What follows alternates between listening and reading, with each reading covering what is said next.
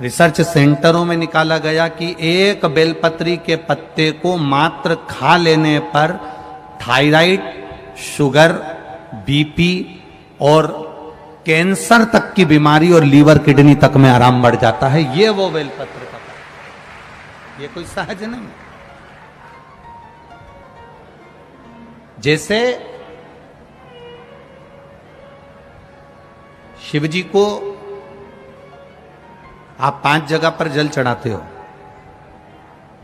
थोड़ा ध्यान देना कथा पर। शंकर भगवान को 5 जगह पर आप जल चढ़ाते हो। मान लो अगर कोई विषम परिस्थिति है और आपको लग रहा है कि मेरा यह काम बाबा को कर देना चाहिए, ना जाने क्यों अटक रहा है,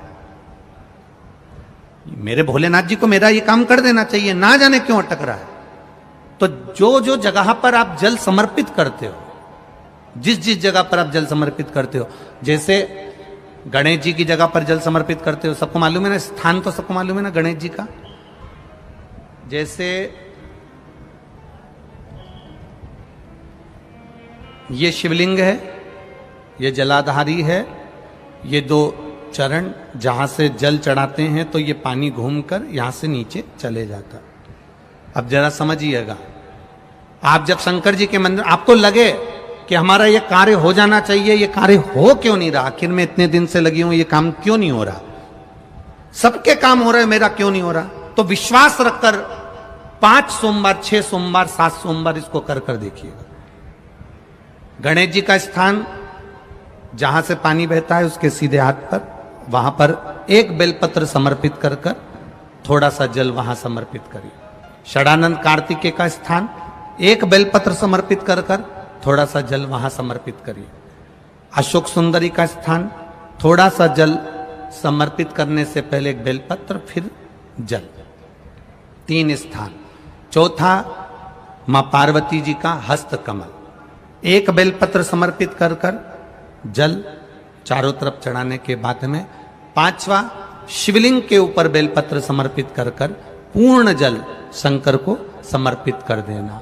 ये 5 स्थान का चढ़ा हुआ जल आपके जो काम अटक रहे हैं, जो कार्य में आपको तकलीफ आ रही है, आप बाबा को बस एक बेलपत्र और एक लोटे जल में से 5 स्थान पर जल समर्पित करने पर आप तुरंत 2 महीना भी नहीं लगेगा, मेरा विश्वास कहता है 15 या 20 दिन में बाबा उसको स्वीकार करेंगे। 15 से 20 दिन। पहला जल कहां चढ़ाना है, जम के बोलो जरा, गणेश जी वाला स्थान। दूसरा, कार्तिकेय वाला स्थान। अब इसको समझ लेना आप अच्छे से, हम ये नहीं कह रहे हैं कि तुम गणेश जी की मूर्ति पे चढ़ाओ, हमने ये नहीं बोला। हमने ये भी नहीं बोला कि कार्तिकेय जी की मूर्ति पे जल चढ़ाओ, हमने ये भी नहीं बोला कि माता पार्वती जी की मूर्ति पे जल चढ़ाओ। आप तो जो शिवलिंग रखा हुआ है और जो जलाधारी गोल है उस पे जो शिवलिंग रखा है, जहां से पानी बह रहा है, उसके राइट हैंड में गणेश, लेफ्ट हैंड में कार्तिकेय, बीच में अशोक सुंदरी, पार्वती जी का स्थान हस्तकमल और ये शिवलिंग। आपको गणेश जी के ऊपर जाकर जल नहीं चढ़ाना, आपको कार्तिकेय के ऊपर जाकर जल नहीं चढ़ाना, आपको देवी जी के ऊपर जल नहीं चढ़ाना, आपको तो केवल शिवलिंग की जलाधारी पर और शिवलिंग पर जल चढ़ा। पहला स्थान, बोलते जाओ जम के, केवल जल नहीं, बेलपत्र फिर जल। दूसरा, कार्तिकेय। तीसरा, अशोक सुंदरी। चौथा, अब पार्वती जी को जो तुम जल चढ़ाओगी और बेलपत्र चढ़ाओगी, उसमें तुम्हारा स्मरण होना चाहिए, तुम कहां बैठी हो जल चढ़ाने के लिए, तुम्हारा ध्यान कहां है, कहां बैठकर शंकर जी को जल चढ़ाना चाहिए। आपको पहले भी कथा में कहा, जहां से जलाधारी का पानी बह रहा है, इसके ठीक विपरीत जगह में आप यहां बैठ जाओ।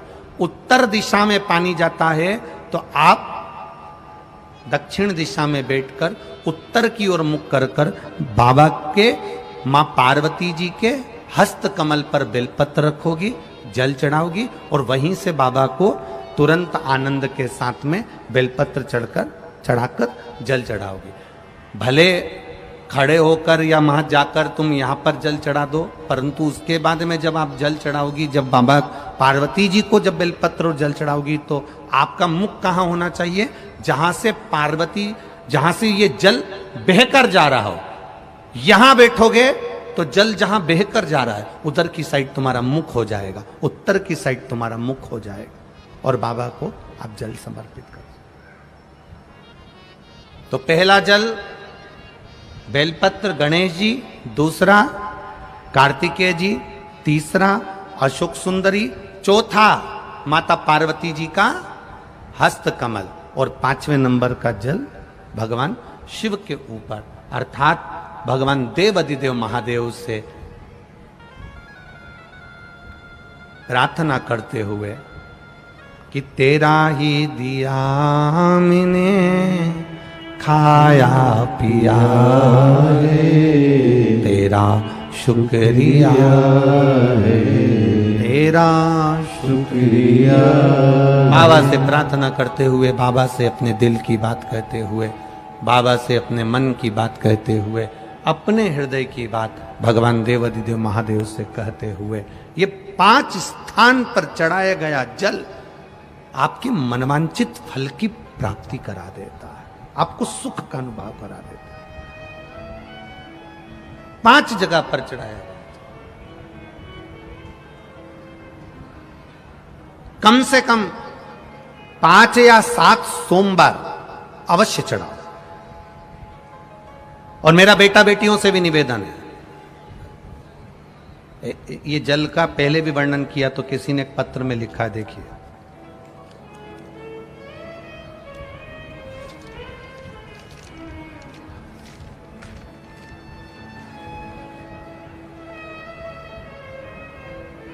मेरा नाम जयश्री सुभाष देवरे, मैं अम्मलनेर जिला जलगांव महाराष्ट्र का हूं।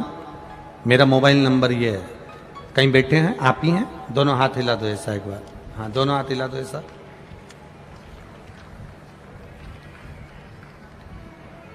एक बार वापिस अपने हाथ को हिला दो ऐसा। जलगांव महाराष्ट्र अम्मलनेर से हूं। मेरे लड़के का नाम आशुतोष सुभाष देवरे है। 2012 में मेरा लड़का खेलते खेलते पांव में लग गई, 9 साल का था 2012 में। डॉक्टर ने उसके पांव का चेकअप करा तो उसका हड्डी में कुछ कष्ट बताया, बाद में उस पर पट्टा चढ़ा, सारा पांव धीरे धीरे धीरे धीरे जैसा था वैसा हुआ, और उसका पांव 2012 से ठीक नहीं हुआ। 12 से पट्टा चढ़ता रहा, 2012 से ट्रीटमेंट चलता रहा, दवाई चलती रही, गोलियां चलती रही, पर मेरे बेटे का पांव ठीक नहीं हुआ। 2012 में जब वो स्कूल जाता था, 9 साल का था, तब उसके पांव में तकलीफ आई। 2022 आ गया, गुरुजी कॉलेज जा रहा है, पर पांव में तकलीफ उसको और बढ़ गई, पांव ठीक नहीं हुआ। दिखाया डॉक्टर को तो उसके पांव में इन्फेक्शन है, जहां से पांव टूटा था उसकी रिपोर्टें लगाई गई हैं, जो रिपोर्टें आप लोग आस्था चैनल के माध्यम से देख सकते हैं, और एलईडी के माध्यम से भी आप अपने अपने टीवी पर माध्यम से देख सकते हैं। डॉक्टर ने इन्फेक्शन बता दिया, हड्डी गल चुकी है, हड्डी सड़ चुकी है और चलने में तकलीफ आने लगी। सारे डॉक्टरों का इलाज करवाया पर गुरुजी आराम नहीं।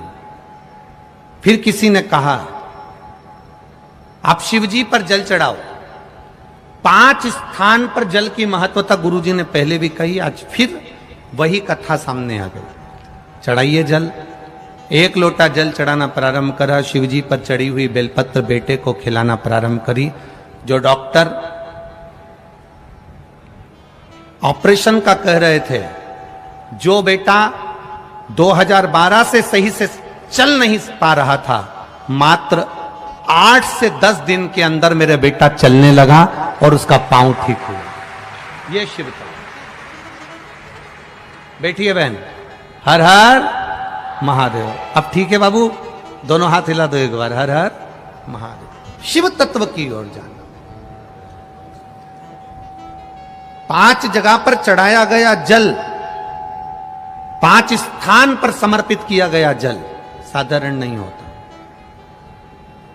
हम फिर निवेदन करेंगे, 5 जगह का जल और 5 जगह करा गया प्रणाम कभी खाली नहीं जाता।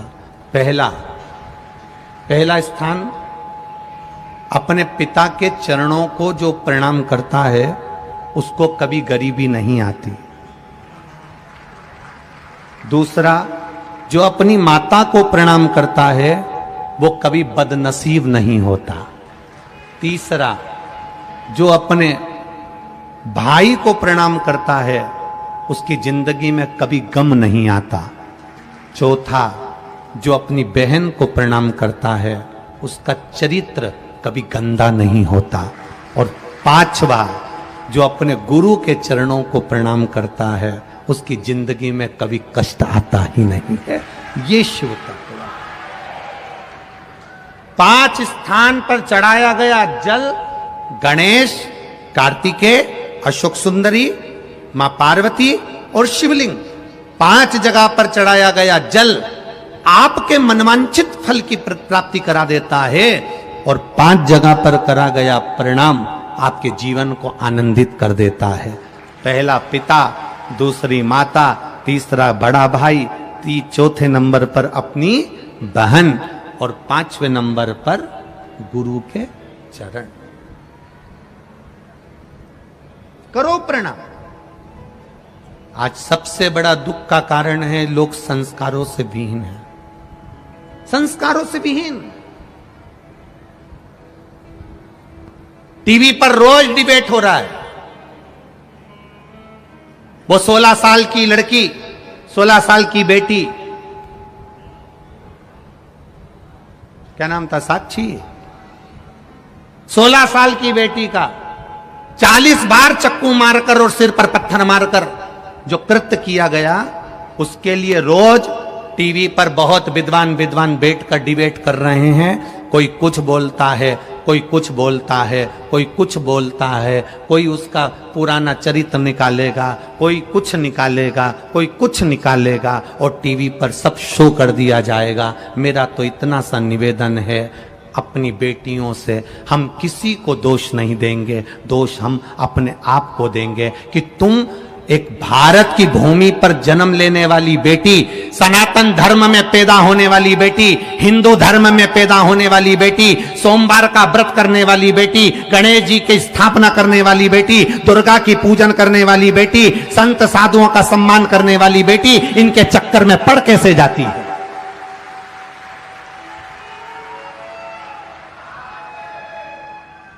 पिता समझाता है, मां समझाती है, पड़ोसी समझाते हैं।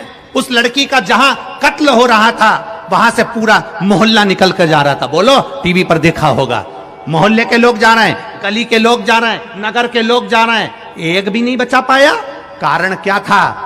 मोहल्ले के लोगों ने पहले समझाया होगा, घर के लोगों ने पहले समझाया होगा, रिश्तेदारों ने पहले समझाया होगा, पर हर बार उसके मुंह से ये शब्द निकला होगा, ये ऐसा नहीं है, ये तो मेरे हृदय में बसता है, ये मेरा सम्मान करता है, ये ऐसा नहीं है। बाप समझाए बेटी को, बेटी समझ नहीं पाती है। मां समझाए बेटी को, बेटी समझ नहीं पाती है। भाई समझाए बेटी को, बेटी समझ नहीं पाती है। मोहल्ले के लोग समझाए बेटी को, बेटी समझ नहीं पाती है। और उसको खुद समझना होगा। कोई तुम्हें समझाएगा नहीं मेरी बेटियों, तुम्हें खुद अपने आप में झांसी की रानी और दुर्गावती बनना पड़ेगा। तुम्हें कोई समझाने वाला पैदा नहीं होगा, तुम्हें खुद समझना पड़ेगा कि तुम्हारा अच्छा क्या है और तुम्हारा बुरा क्या है। ये टीवियों पर डिबेट तो चलता रहेगा, एक दूसरे के ऊपर तानाकसी खींचते रहेंगे, एक दूसरे के ऊपर क्लेम लगाते रहेंगे, एक दूसरे के ऊपर ऑब्जेक्शन देते रहेंगे, पर अंदर से मेरी बेटियों तुम्हें समझना पड़ेगा, तुम्हें समझना पड़ेगा। तुम थोड़ा सा भी नहीं जान पाती हो। एक बात आपसे कहेंगे, जिस घर के बच्चों को माँ बाप के शब्द, गुरु के शब्द बुरे लगने लगे और अपने दोस्तों के शब्द अच्छे लगने लगे, समझ लेना वो बेटा बेटी की जिंदगी नाश होने वाली है। जिस बेटा बेटी को दूसरे के शब्द अच्छे लगे, जिस बेटा बेटी को अपने मित्रों के शब्द अच्छे लगे, जिस बहन बेटी को अपनी सहेलियों के शब्द अच्छे लगने लगे, माता पिता कुछ कहें बुरा लगेगा, सास ससुर कुछ कहें बुरा लगेगा, घर के माता पिता घर के बड़े कुछ कहें बुरा लगने लगेगा, और दूसरे के शब्द तुम्हें अच्छे लगने लगे, समझ लेना विनाश काले विपरीत बुद्धि, तुम्हारा जीवन अब बर्बादी की ओर हो गया। मेरी बेटियों, मेरी बहनों, मेरी माताओं, आपसे निवेदन है, फिर निवेदन करेंगे आपसे, बहुत बड़ा निवेदन है आपसे। इस सनातन धर्म की लाज बचाने में आपकी जरूरत है, और वो लाज एक पिता अपनी बेटी को पढ़ाने में कमी नहीं रखता, उसको पालने में कमी नहीं रखता, उसको बाहर भेजने में कमी नहीं रखता। आप उसके कन्यादान को करने का मौका जरूर दो, यहां वहां मत दो। क्या होगा? होगा क्या? पहले जिसने एक को टुकड़े टुकड़े कर कर मारा, उसका भी तक कुछ नहीं हुआ, तो दूसरे का क्या खाक होगा? विचार करिएगा। आपको स्वयं जरूरत है कि मैं अपने आप को कैसे बचा सकती हूं, मैं क्यों इनके चक्कर में पड़ूं, मैं क्यों जाऊं इनके पास में। लोग कहेंगे वो बुरा, लोग कहेंगे वो बुरी, लोग कहेंगे ये शब्द, लोग कहेंगे वो शब्द, हमें किसी से मतलब नहीं। हम अपने आप को कितना संवार सकते हैं, हम उससे मतलब रखो। अपने आप को हम कितना संवार सकते हैं, अपने आप में मतलब रखिए। मेरी बेटियों, अपने आप को सुधारने का प्रयास करें, संवारो। अपने पिता के दिल में निवास करने वाली बेटी हो तुम, अपनी मां की इज्जत हो तुम, और केवल माता पिता की इज्जत नहीं, एक एक सनातनी हिंदू की इज्जत हो तुम। तुम्हारे हाथ में बहुत बड़ा काम है, बहुत बड़ा। कहां भटक रही हो? कहां भटक रही हो? किस जगह पर? क्या देखा? ना भटके। पिता के पांव छूने वाला कभी गरीब नहीं होता, माता के पांव छूने वाला कभी बदनसीब नहीं होता, भाई के पांव छूने वाला कभी गम में नहीं डूबता, बहन के पांव छूने वाला कभी चरित्र विहीन नहीं होता, और गुरु के चरण छूने वाला कभी बर्बाद नहीं होता। दुख आ भी गया तो वापिस सेठ बनकर बिठा देता है, वो मेरा शिव का। कोई आज बनेगा, कोई कल बनेगा, शंकर को जल चढ़ाने वाला एक ना एक दिन सेठ जरूर बनेगा, ये निश्चित है। देरी हो सकती है, फाइल थोड़ी मोटी हो सकती है, मेरे भोले बाबा दुख मिटाने में थोड़ी देरी कर सकते हैं, पर विश्वास रखना, तुम रोज मंदिर जाना चालू कर दो, शिव को जल चढ़ाना चालू कर दो, निश्चित है तुम्हें किसी की जरूरत नहीं पड़ेगी। जिस हाथ से तुमने महादेव को जल चढ़ाया है ना, वो हाथ महादेव पकड़ लेता है, कभी नहीं छोड़ता, मरते दम तक नहीं छोड़ता, आखिरी तक नहीं छोड़ता। करो आप शिव को जल समझ। लग रहा है आपको कि मेरे को ये दुख आ गया, मेरे को ये तकलीफ आ गई, मेरे को ये कष्ट आ गया, नहीं हो रहा मेरा काम, मैं बहुत दुख में जिंदगी जी रही हूं, तो लगाओ एक लोटा जल ले, उसी में से गणेश जी, कार्तिकी, अशोक सुंदरी, मां पार्वती और बोलो जम के देव अधिदेव महादेव को चढ़ाई, चढ़ाओ।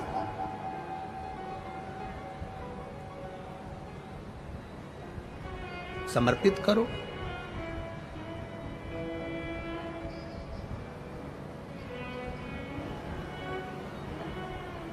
शिव जी का समर्पण।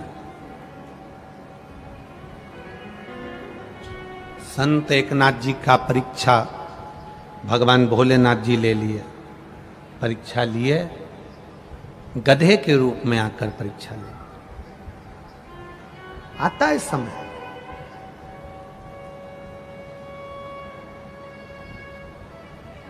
शिव कथा कह रही है, देवराज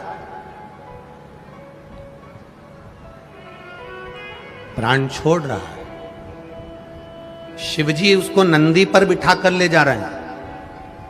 देवराज ने केवल एक प्रश्न किया भगवान शिव जी से कि मैंने आज तक शंकर के मंदिर नहीं गया, आज तक मैंने भगवान शिव की भक्ति नहीं करी, आज तक मैंने महादेव को एक लोटा जल नहीं चढ़ाया। फिर महादेव ने कैसे सुन लिया मेरा।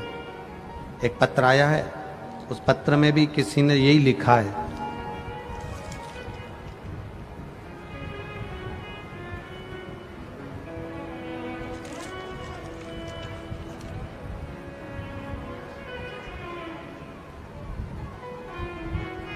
मेरा नाम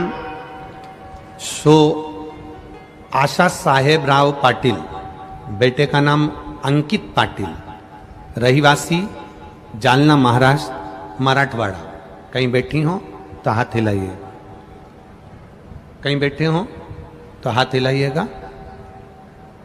आशा साहेब राव पाटिल, बेटे का नाम अंकित पाटिल, रहीवासी जालना महाराष्ट्र। कहीं बैठे हो तो हाथ हिलाइएगा।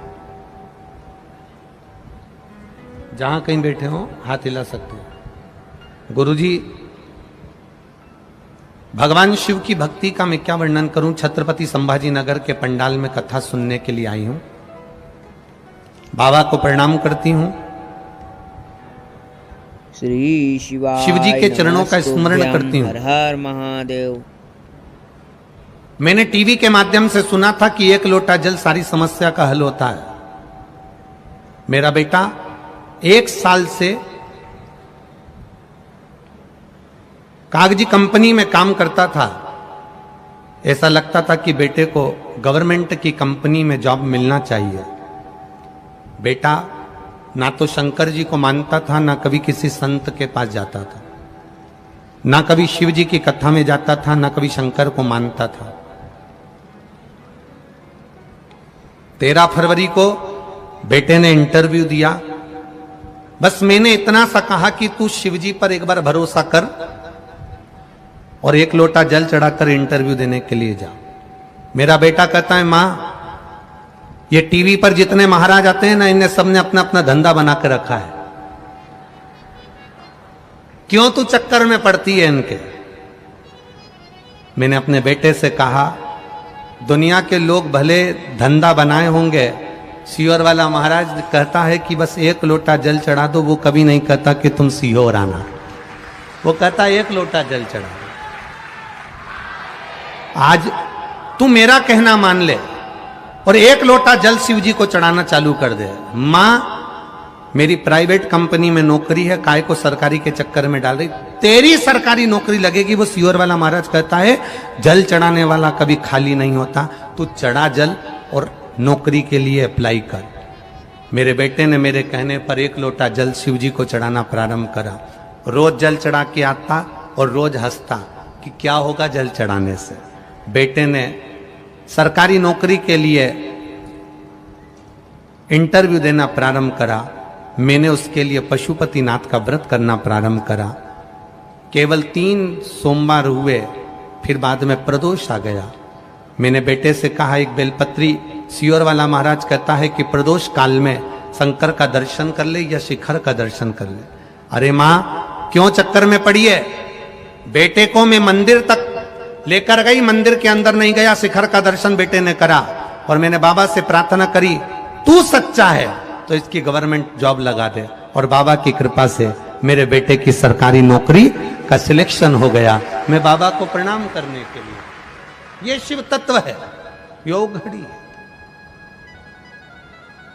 खाली न जाता कोई दर से तुम्हारे, भोले अपने दर से अब तो न टारो, गिरा जा रहा हो उठा लो उठा लो। भरोसा, विश्वास, दृढ़ता अगर महादेव पर रखी है ना, टूटने नहीं देगा। आप जिस विश्वास के साथ कथा सुनने आए हो ना, यहां से जब जाओ भूमि को प्रणाम कर कर जाना। उस रज पर जिस पर तुम कथा सुन रहे हो उसको सिर से लगा कर जाना, कह कर जाना 7 दिन संभाजी नगर में कथा सुनने आई हूं बाबा, झोली खाली लाई हूं, 3 महीने में भर देना, दूसरे पंडाल में फिर कथा सुनने जाऊंगी। ये कृपा हो, ये करुणा।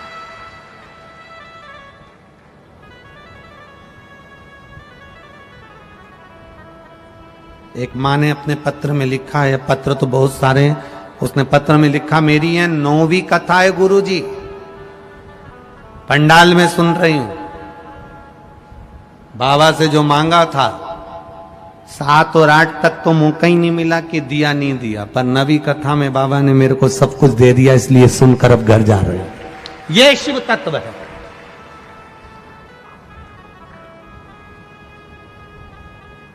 केवल भीड़ बढ़ाने के लिए या भीड़ में देखने के लिए मत आओ कि कौन कथा बाच रहा है और व्यवस्था क्या करी गई है, ये लाखों लोग क्यों आए, इनको देखने के लिए नहीं, भगवान शंकर की कथा का गुणगान करने के लिए। जितनी देर बैठो उतनी देर इस दिल को शिव से जोड़ लो। श्री शिवाय नमस्तु। जब भजन के बाद आप और हम श्री शिवाय नमस्तुभ्यम बोलें, बीच में जगह मिले तब अपने दिल से कह देना तेरी कथा इसलिए सुन रही हूं, तू कृपा कर देना। बस कथा स्थल भी ऐसी जगह मिला है, इधर कृष्णेश्वर महादेव हैं, इधर संत एकनाथ जी का पेठण है, पीछे रेणुका देवी बैठी हैं, सामने दूसरे महादेव बैठे हैं, चारों तरफ वही वही बैठा हुआ है, अपन बीच में बैठकर कथा सुन रहे हैं। चारों तरफ से कृपा हो, चारों पूरे पंडाल में 12 तो दरवाजे बना दिए, तुम्हारी मर्जी पड़े जहां से निकल जाओ, तुम मन पड़े जहां से आ जाओ। शिव कथा लगेगी धूप चिलचिलाती हुई, गर्मी भी पड़ेगी, तपना भी पड़ेगा, पैदल चलकर यहां तक आना भी पड़ेगा, बहुत दूर गाड़ियां भी रोक दी जाएगी, पर 2-2 कदम चलते चलते उसका नाम लेते लेते मंजिल तक पहुंच जाना। पूरे शरीर में, पूरे शरीर में, पूरे शरीर के अंदर कोई को भी आपने प्रणाम करते देखा होगा, धोख लगाते देखा होगा, नमन करते देखा होगा, तो लोग सिर के पांव नहीं पड़ते कभी। और इधर संभाजी नगर में पड़ते हैं क्या? सिर के पांव पड़ता है कोई? नहीं पड़ता। कंधे के कोई पांव पड़ता है? बोलो जम के नहीं। हाथ के नहीं। पेट के नहीं।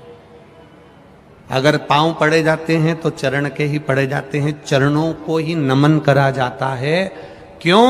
क्योंकि केवल चरण ही केवल एक ऐसे होते हैं जो चलते चलते हमें मंजिल तक पहुंचा देते हैं, इसलिए उसको नमन किया। करो उसको नमन। देवादिदेव महादेव के चरणों को नमन करते रहे, करो भजन।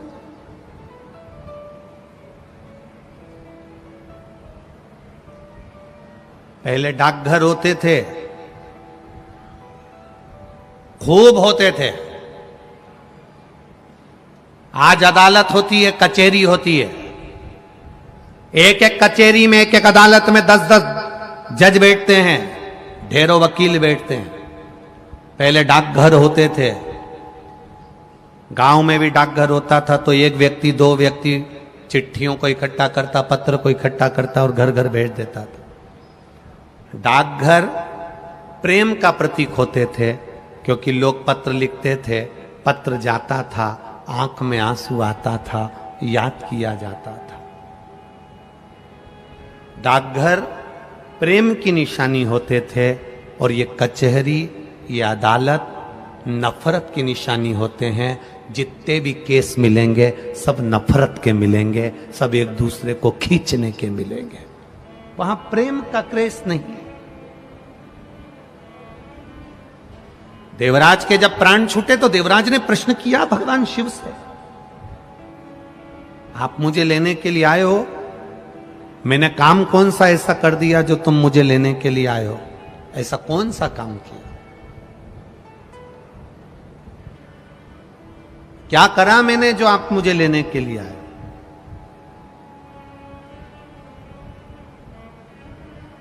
विषम परिस्थिति में भी अगर 2 रोटी अच्छी भगवान खाने को दे तो भगवान को धन्यवाद देना कि मैंने कौन सा पुण्य करा होगा जो मुझे 2 रोटी दे रहा है। पति का काम नहीं चल रहा, घर में नौकरी नहीं, सर्विस नहीं, धंधा नहीं, दुकान नहीं, किराए के मकान में रह रही हूं, तो भी तू मुझे 2 रोटी खाने को दे रहा है। पूर्व में ऐसा कौन सा पुण्य करा होगा महादेव? भगवान को धन्यवाद देना। आज अगर विषम परिस्थिति में भी तू मुझको 2 रोटी दे रहा है, विषम परिस्थिति में भी आप भगवान शंकर को धन्यवाद दे रहे हो, विषम परिस्थिति में भी वो 2 तुमको रोटी खाने को दे रहा है, विषम परिस्थिति में भी तुम भगवान शंकर को धन्यवाद दे रही हो, तो याद रखना वो विषम परिस्थिति को भी सम कर देगा और कब तुम्हें अपने मकान में लाकर बिठा दे कोई भरोसा नहीं। करो भजन, करो भक्ति।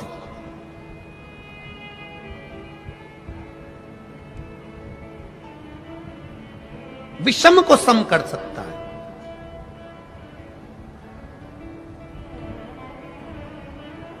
देवता का काम है तुम्हारे भाग्य में लिखा हुआ देना, वो देगा। 33 कोटि देवता तुम्हारी किस्मत में जो लिखा है वो देंगे। 33 कोटि देवता का काम है तुम्हारा भाग्य लिखना, पर केवल एक महादेव का काम है तुम्हारे भाग्य को बदल देना। तुम्हारी जिंदगी में दुख लिखा है, कब वो सुख लिख दे उसका कोई भरोसा नहीं। लिख दे। ये सिर महादेव की पिंडी को लोग लगाते, कई लोगों को देखा होगा तुमने। बोलो कभी देखा कि नहीं देखा? अरे बोलो, जम के बोलो जरा। देखा? ये सिर लोग महादेव की पिंडी को लगा देते हैं, ये सिर महादेव के शिवलिंग को लगा देते हैं। क्यों लगा देते हैं? क्यों?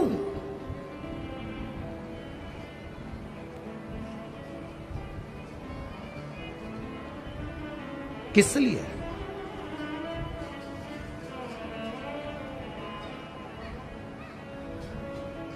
क्यों लगाते हैं? किस लिए लगाते हैं?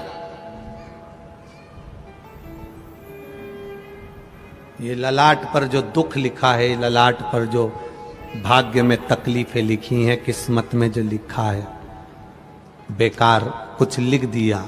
शिव के शिवलिंग को ये शीश लग जाए, महादेव का स्पर्श मात्र हो जाए, ललाट पर लिखा उल्टा भी सुल्टा हो जाता है, सीधा हो जाता है।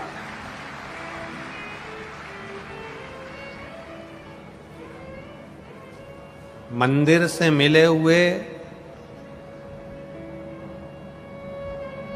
फूल, मंदिर से मिले हुए फूल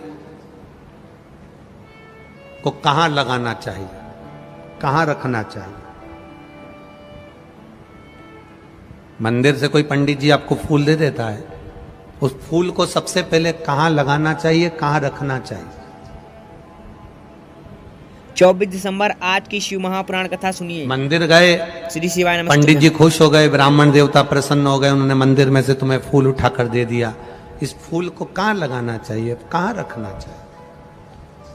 शिव महापुराण में, लिंग पुराण में, पद्म पुराण में, स्कंद पुराण में पुष्प का भी वर्णन है कि मंदिर से मिला हुआ पुष्प नयनों से लगाकर, हृदय से लगाकर अपने कर्ण में लगाया जाता है, कानों में लगाया जाता है।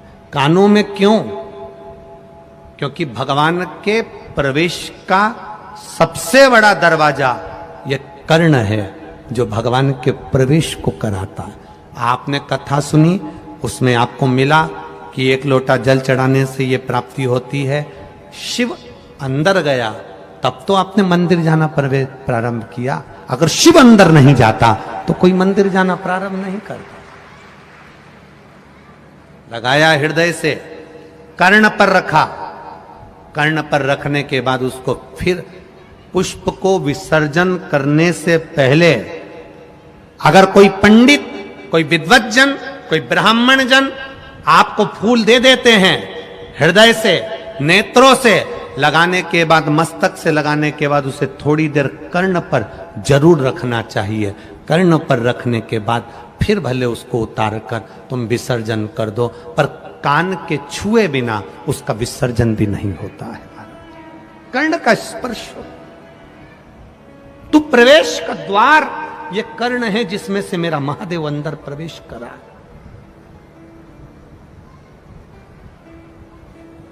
प्रवेश। श्रीमद् भागवत में गोकर्ण की कथा आती है, सुनिए कि नहीं सुनिए? गोकर्ण की कथा आती है श्रीमद् भागवत में। गोकर्ण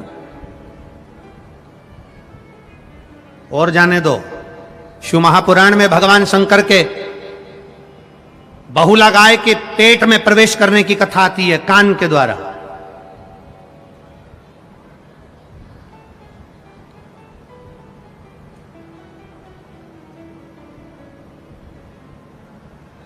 स्त्रियों को सबसे ज्यादा सुंदर आभूषण पहनने की अगर सुंदरता लगती है तो वो कान में ही लगती है। कभी तुमने सुना 16 संस्कार में एक संस्कार है कर्ण छेदन संस्कार। कौन सा? कर्ण छेदन। कान को छेदा जाता है। क्यों छेदा जाता है? किस लिए? क्या जरूरत पड़ गई इस कानों को छेदने की? क्या जरूरत पड़ गई इन कानों में पिन लगाने की? क्या जरूरत पड़ गई इन कानों को छेद करने की? एक लड़की की शादी करने से पहले उसके कानों को छेद दिया जाता है। बाल्यावस्था में कन्या को, बेटी को कानों में छेद दिया जाता है। कानों में छेद।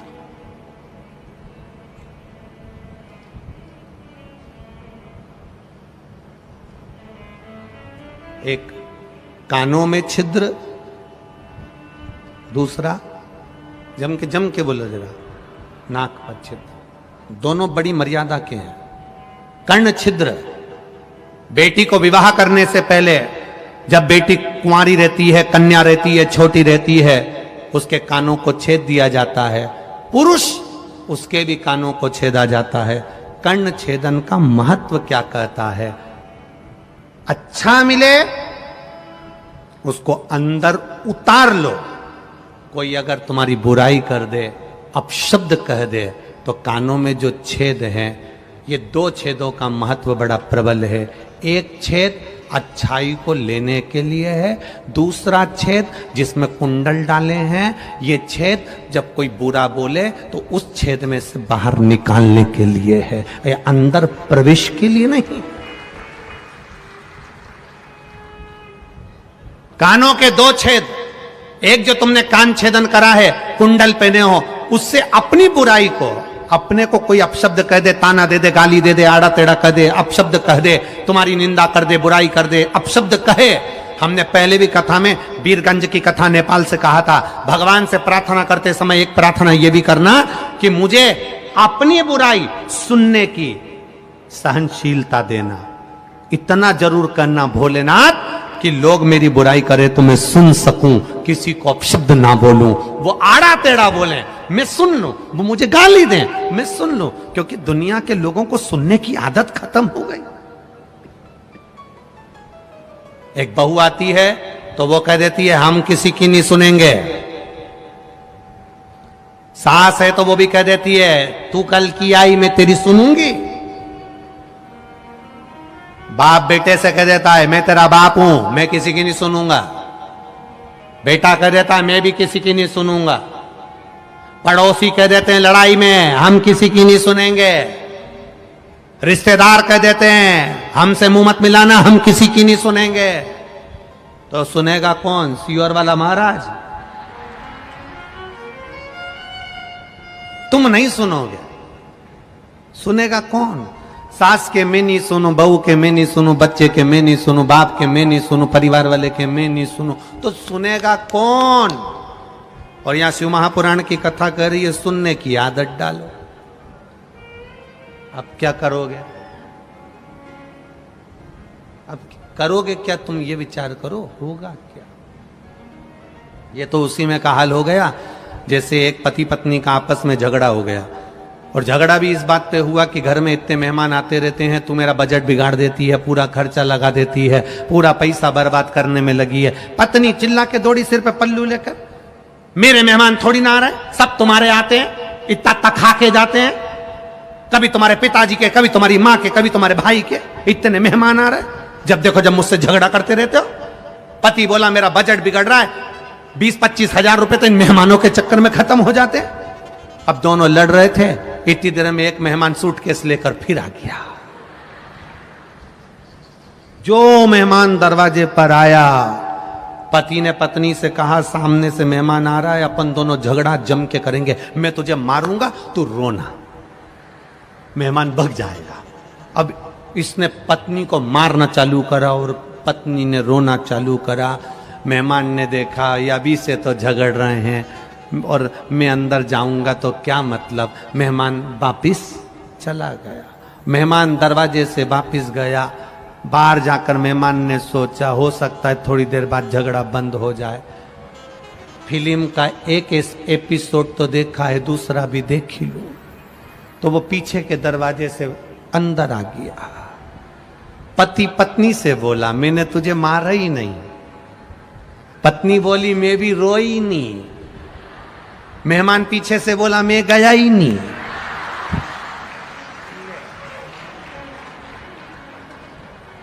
अब घूम फिर के मैं नहीं आ गया, मैं भी नहीं गया। ले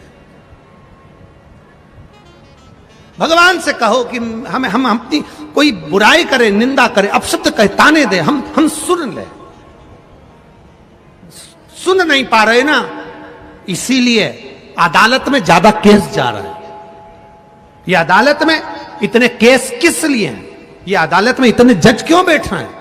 अदालत में इतने वकील क्यों बैठ रहे हैं? क्योंकि हम सुन नहीं पा रहे। सास बहू की नहीं सुन रही, बेटा बाप की नहीं सुन रहा, भाई भाई की नहीं सुन रहा, पड़ोसी पड़ोसी की नहीं सुन रहा, रिश्तेदार रिश्तेदार की नहीं सुन रहा है, मोहल्ले वाले की नहीं सुन रहा है, कोई सुन नहीं रहा। इसलिए अदालतें बढ़ती चली जा रही है और अदालतों में जज और वकील बढ़ते चले जा रहे हैं। जिस दिन आपने सुनने की आदत डाल ली, उसने कुछ कहा, आग लगे बस्ती में, क्या किसको रोइए, बस सुनने की आदत डाल ली, फिर कोई दिक्कत नहीं है। अब बोले तो बोलने दो। अपन बड़ी मस्ती में मंदिर जा रहे हैं शिव जी के, कोई कुछ बोल रहा है, शंकर जी की आराधना कर रहे हो, मंदिर जा रहे हो, लोग तुमसे कहेंगे क्यों सीहोर वाले महाराज के चक्कर में पड़ी हो, क्यों मंदिर जा रही हो, जल चढ़ाने से क्या होता है, झाड़ू लगाने से क्या होता है, पोछा लगाने से क्या होता है, 5 जगह पर जल चढ़ाने से क्या होता है। लोग कहेंगे एक ही जगह पे जल चढ़ा दो। लोग कहेंगे कहां पर लिखा है, कौन सी पुराण में लिखा है, महाराज तो बेवकूफ बना रहा होगा, ये कर रहा होगा, वो कर रहा होगा। दुनिया के लोग तुम्हारे विश्वास को तोड़ने का काम करेंगे, पर अगर आपने शिव महापुराण पर भरोसा करा है, विश्वास करा है, तो 5 जगह पर जल चढ़ाकर देखना, महादेव सामने खड़ा है। कहेंगे लोग श्री शिवाय नमस्तुभ्यम मंत्र ही नहीं, लोग कहेंगे कहां लिखा, उनको बता देना शिव पुराण में लिखा। काली मिर्ची क्यों चढ़ाए, उनको बता देना शिव पुराण में लिखा। बेलपत्री क्यों चढ़ाए, शिव पुराण में लिखा।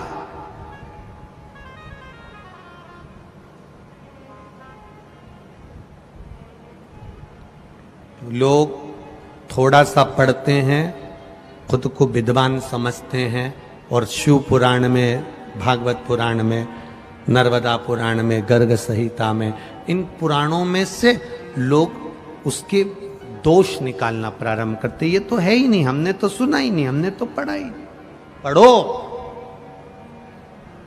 पढ़ो।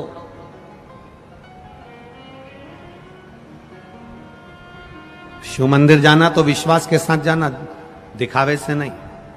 कई लोग मंदिर जाओगे तो मंदिर जाते जाते टोकेंगे, क्या करोगे शंकर जी के मंदिर जाकर, क्या होगा एक लोटा जल चढ़ाने से, क्या होगा पशुपतिनाथ के व्रत करने से। पशुपतिनाथ के व्रत करने से क्या होगा, ये इतने पत्र पहले दिन ही आ गए हैं कथा में, 7 दिन में तो स्टेज भी छोटा पड़ेगा, मुझे ऐसा लगता है। ये पत्र क्या होता है पशुपति व्रत करने से, क्या होता है शिवजी पर जल चढ़ाने से। ये सारे पत्र यहीं रहेंगे, यहीं सारे पत्र यहीं रहेंगे। और जिनको संशय हो, जिनको शंका हो, इन पत्रों में मोबाइल नंबर तक रहता है। फोन लगाओ, पूछो, बात करो, पूछो इनसे क्या दिया शंकर ने। आपने विश्वास किया और उसने दिया, देने में कमी नहीं रखी।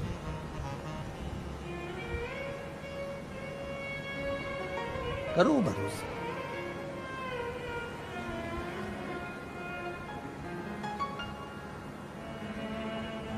उसका किया गया भजन कभी खाली नहीं जाता, कभी खाली नहीं जाता। इसीलिए शिव कथा कहती है, हमारा वर्णन करता। आप करो उसका स्मरण।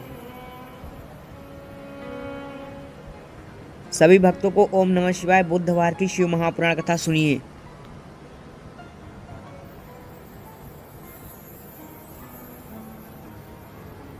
वो कहे ना, तूच सार खा तूच देवा,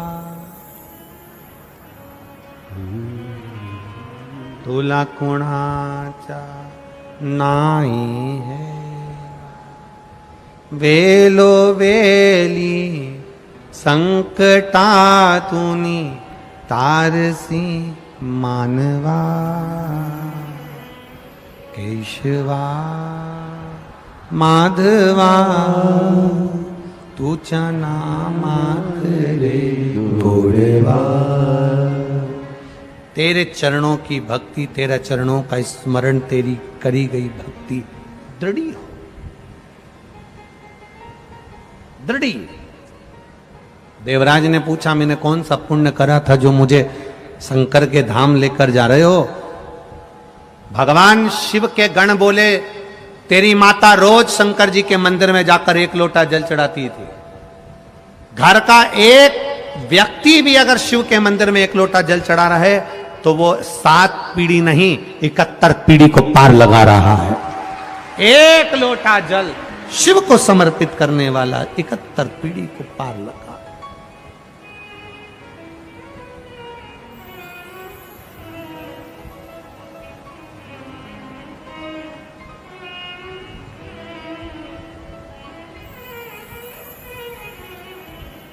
उसका किया गया भजन खाली नहीं।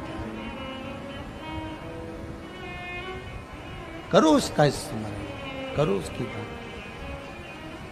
शिव के सिवा कहीं दिल ना लगाना, शिव के सिवा कहीं दिल ना लगाना, वरना पड़ेगा तुझे आंसू बहाना, वरना पड़ेगा तुझे आंसू बहाना, शिव के सिवा कहीं दिल ना लगाना,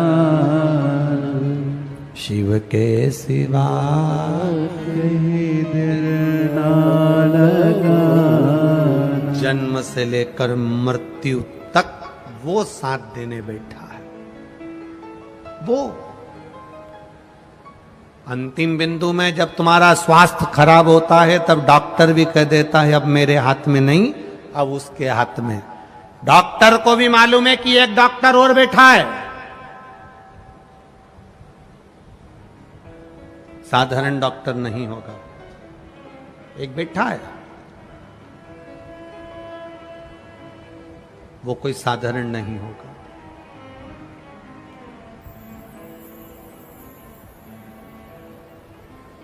करो भजन शिव का, करो स्मरण शिव का।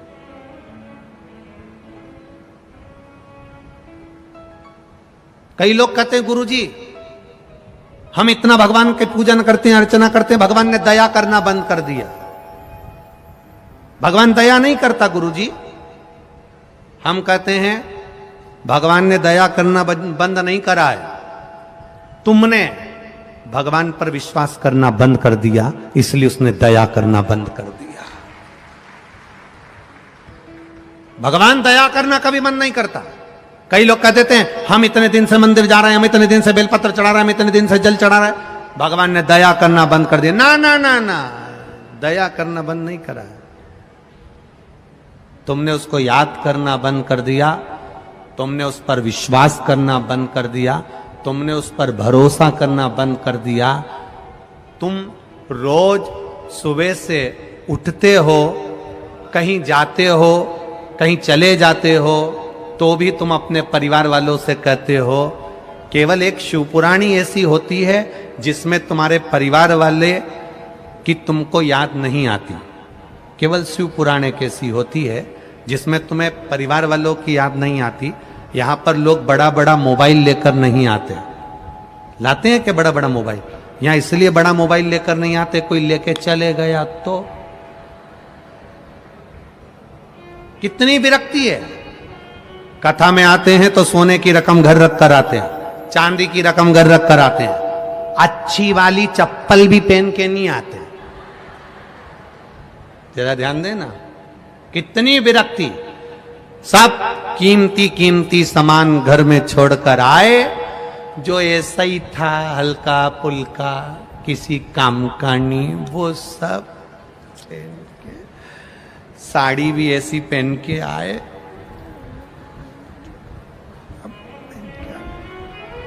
बस अब शंकर जी की कथा में आए तो तुम अब परिवार को याद नहीं कर रहे, परिवार को याद नहीं करते।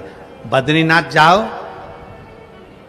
और बद्रीनाथ में जब खड़े रहो और घर से फोन आए और तुम फोन लगाओ तो लोग कहते हैं मुझे बहुत छोरा की याद आ रही है, मुझे बेटी की याद आ रही, मुझे बेटे की याद आ रही। एक बार मुंह से नहीं निकला कि मैं केदारनाथ जी का दर्शन करके बद्रीनाथ आई हूं, तब से मेरा दिल नहीं लग रहा, मुझे केदारनाथ की याद आ रही है। एक के मुंह से नहीं निकला।